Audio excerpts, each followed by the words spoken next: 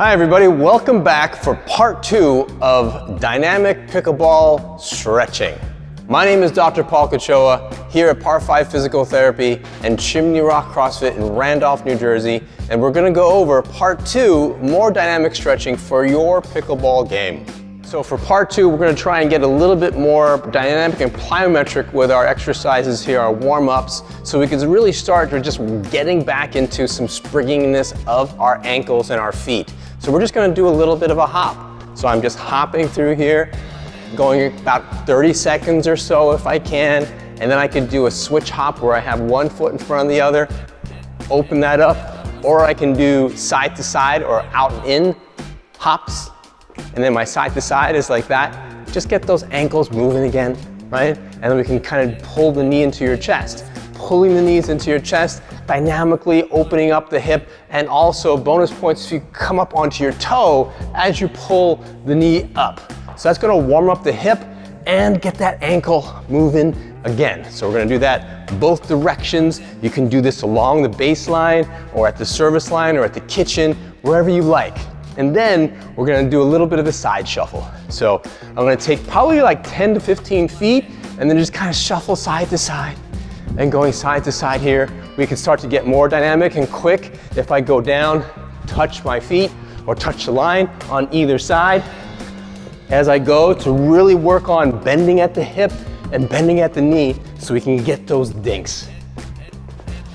And then the next thing that we can do is a little bit of a skip, a low skip, where we can kind of go skipping forward and then skipping backward. All right, if we can't do the skip, then we can just kind of do like a little bit of a jog, forward and backward. All right, with the skip, it's really about getting through that power, getting through that ankle and that calf. But if you want to do like just a little bit of a jog, you can't really skip, then we're just going to stay on the toes and then work on that change of direction, forward and backward. And then we can think about getting low and working on that quick back and forth motion, forward and backward to get to those dinks and get to those drop shots. In the next part, we're gonna work up onto the shoulder and into the elbow and wrist. For this, we'll need a band. So the first thing is that we're gonna work primarily on our dominant side, the side that's gonna have the racket. The other side is gonna be the stable side. So I'm just gonna keep my hand right there. I'm gonna take my forearm, keep it parallel to the ground, and rotate that out like this.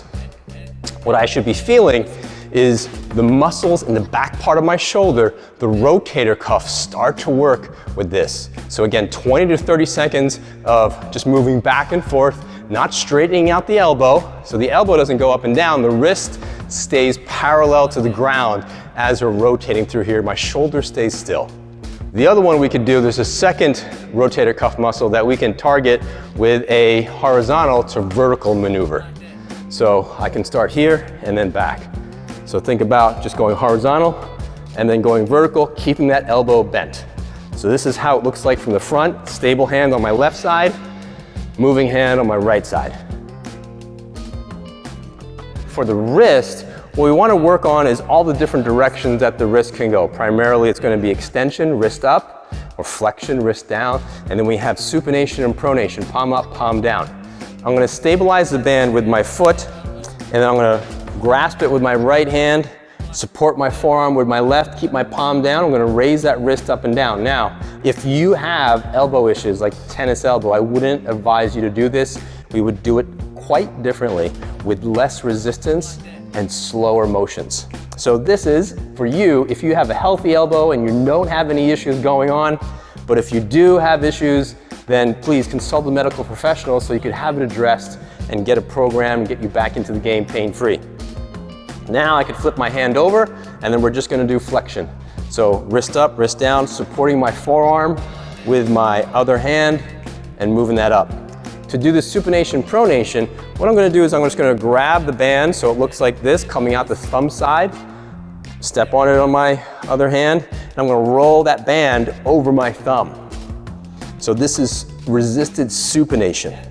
Supination. So this is a good movement to prevent that tennis elbow from happening as well. But again, if you do have tennis elbow, please consult a medical professional. To do the other one, I'm gonna keep that band coming out the thumb side of my hand. I'm gonna start with my palm up this time, anchor it underneath my foot, support with my other hand, and I'm gonna pull across the back part of my hand, pronating my hand with resistance. So this is resisted pronation, warming up that wrist. And bonus points here, bonus points. If you have something stable to wrap your band around and take your racket hand and work through a couple backhand swings, working through a full range of motion, moving the wrist, elbow, and shoulder, working and warming that up, and then flip it over to do the forehand side. I'm holding onto the band, just going through a forehand motion with my wrist, forearm, elbow, and shoulder, warming that up a couple times. To warm up the overhead, to get you up here, we could take this band, again, separate your hands and just raise your hands up as high as you can to stretch out that shoulder nice and easy, creating a little bit of tension in the band, pulling the shoulder blades back and down. To start with that, and then we could work on diagonals, where I'll take one hand up and one hand down. Now it's important to save the shoulder joint and to open that joint as much as possible, prevent impingement of the rotator cuff, that this hand that goes up, I'm gonna rotate so that I lead with my thumb in that top end, and this hand stays down, pinky side down, thumb side up. I'm just gonna do that a couple times in that direction, opening up my shoulder, both directions. Then we can kind of switch, again, thumb side up, pinky side down, doing the opposite diagonal.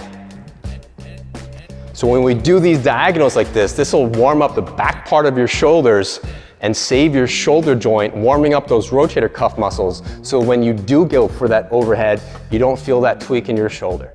All right, so that's part 2 of dynamic stretching for pickleball. Hope to see you on the court. If you have any questions, please contact me at par5pt.com or my email, paul@par5pt.com.